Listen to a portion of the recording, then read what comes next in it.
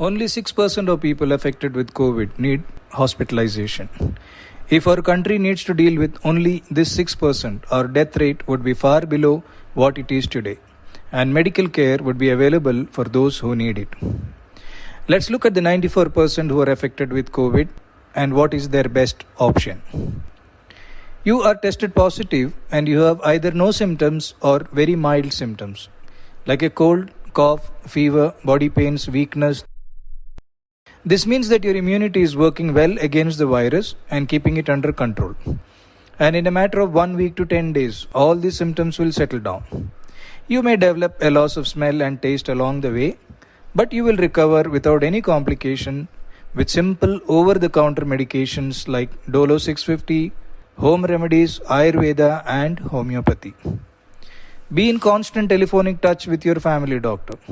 Keep him informed on a daily basis. I have treated over 1300 people this way successfully. I strongly believe that over 94% of the people affected with COVID can be treated this way. Where are we going wrong? RT-PCR is the main test for diagnosing COVID, and it is only about 65 to 70% accurate, which means the 30-35% may be positive but will still show as negative. Not testing for COVID. Let us assume that every cold, cough, fever that happens to us now is COVID. We isolate ourselves and follow the rules which are laid down by the government, and we treat it as I have advised above and be done with it in a week or 10 days time. Testing for COVID. Once you are tested positive for COVID, you follow the above line of treatment and be done with it in 1 week to 10 days time. But this is possible only in 10% of those who have tested positive. Let me explain what happens to the rest 90% who are tested positive. Panic. With the second wave hitting us hard and the fear surrounding it, the moment you are tested positive, all hell breaks loose. You are flooded with advice from relatives, friends, colleagues, each one telling you their experiences and all the gory details from the news and the social media, and you get scared. You hardly have any symptoms, but the moment you know you are positive and you hear all their advice, you start to panic.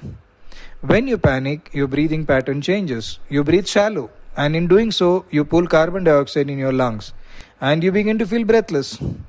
You are told that the lungs are getting affected, but the fact is that your anxiety is what is causing your breathlessness. Now you are asked to do the following investigations: a D-dimer, a C-reactive protein, and a CT scan of the chest. A D-dimer. Elevated levels of D-dimer are associated with any inflammation and any disease activity. It is only when the levels are extremely high it indicates a clotting problem. C-reactive protein.